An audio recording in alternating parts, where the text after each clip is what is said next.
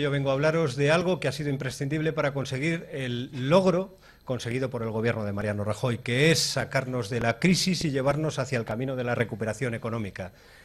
Para ello han sido necesarias muchas reformas que habían sido ya en el año 2011 imprescindibles haber abordado, urgentes todas ellas, y que fue de la mano de la determinación del presidente Mariano Rajoy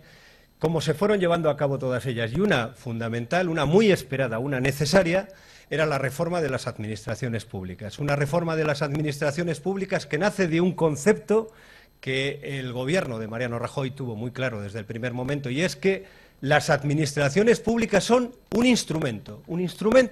para la prestación de los servicios públicos a los ciudadanos en parámetros de calidad. Pues bien, desde ese principio, desde ese concepto, así se concibió esa reforma de las administraciones públicas y se llevó a cabo. Una reforma que está consiguiendo que las administraciones públicas hoy sean incomparablemente mucho más eficientes, mucho más transparentes, mucho más cercanas y mucho más actualizadas, estructuradas que lo que fueron en su momento. Esa reforma de las administraciones públicas, por la vía de la racionalización de estas, ha conllevado muchas iniciativas, muchos pasos. En el plan previsto, en el CORA, había 222 medidas concretas, de las cuales el 77% de ellas han sido ya llevadas a cabo. Esa reestructuración de las administraciones públicas ha buscado siempre la racionalización. Esa racionalización viene por la vía del ajuste de las estructuras que se ha procedido a llevar a cabo entre las administraciones periféricas, las comunidades autónomas y la propia administración del Estado, por una de las vías que ha sido un notable esfuerzo, que ha sido por la vía de la evitación de las duplicidades en la prestación de los servicios públicos por la administración del Estado y por las comunidades autónomas. Pero también en el camino de esa racionalización se ha hecho un notable ejercicio con unos magníficos resultados en cuanto a la reducción de la propia administración del Estado y de las administraciones regionales. Una reestructuración, una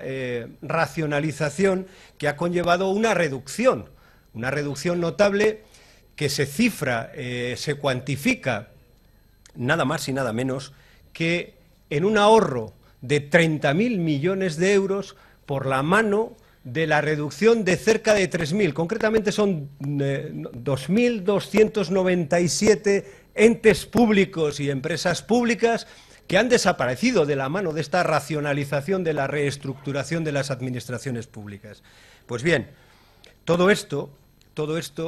ha venido también acompañado de la reducción de cargos públicos, de la reducción también de la administración en cuanto al personal de confianza, y todo esto ha servido para darle a esas administraciones públicas el fin que se pretende: ser más transparentes, más cercanas, más ágiles, más útiles y más transparentes en lo que también se ha legislado, dando pasos de los que nos tenemos que sentir todo el Partido Popular especialmente orgullosos. Y no quiero dejar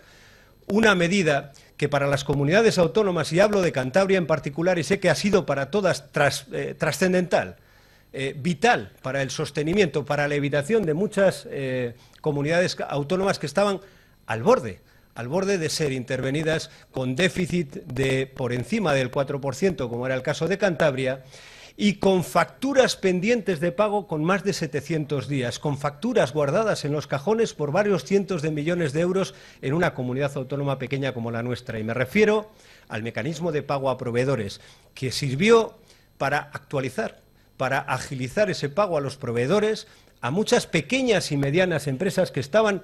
algunas de ellas, a borde ya de desaparición por incapacidad de hacer frente a la situación que le generaban las administraciones públicas por el impago. Ese mecanismo de pago a proveedores que sirvió para que más de 3.800.000 facturas a proveedores, a empresas, a autónomos, a pequeñas y medianas empresas, se pudieran afrontar y solventar, acompañado con el Fondo de Liquidez Autonómica, que ambos han sido mecanismo de pago a proveedores y Fondo de Liquidez Autonómica, herramientas imprescindibles para el sostenimiento de las administraciones públicas y para dar viabilidad a muchas pequeñas empresas absolutamente comprometidas en cuanto a su futuro. Gracias a esta y a otras muchas reformas abordadas por el Gobierno de Mariano Rajoy, hoy podemos decir que hemos salido de la crisis y estamos encaminando a España hacia la recuperación económica.